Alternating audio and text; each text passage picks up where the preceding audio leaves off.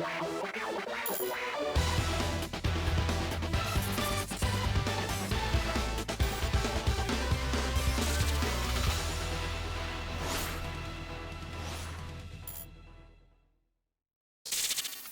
everyone, how are you doing? This is MD Tech here with another quick tutorial. In today's video, I'm going to show you guys how to install and update your printer drivers on your Windows computer.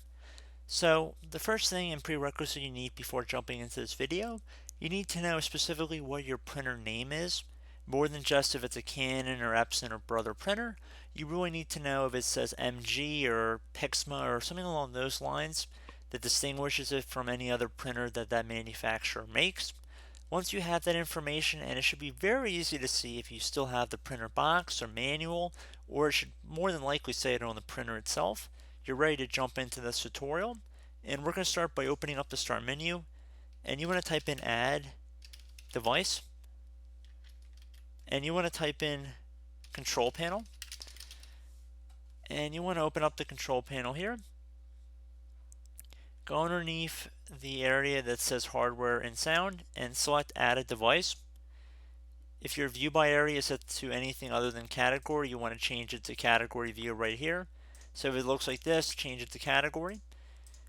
Now underneath add a device, choose the device or printer to add to this PC.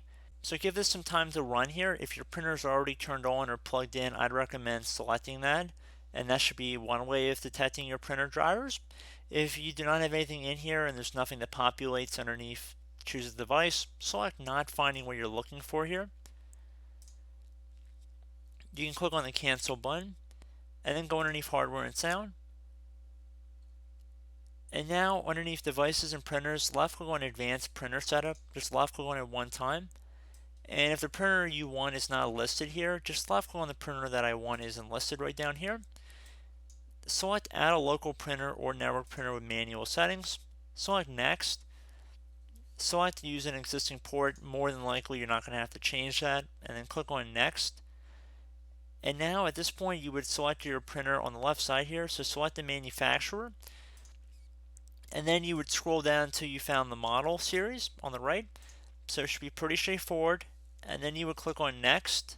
You can change your printer name if you choose to do so. Click on next again. And that should hopefully be it, guys. So I recommend clicking on finish here. Try to print a test page. And if that's not working, I would recommend that you restart both your computer and your printer after you follow this tutorial.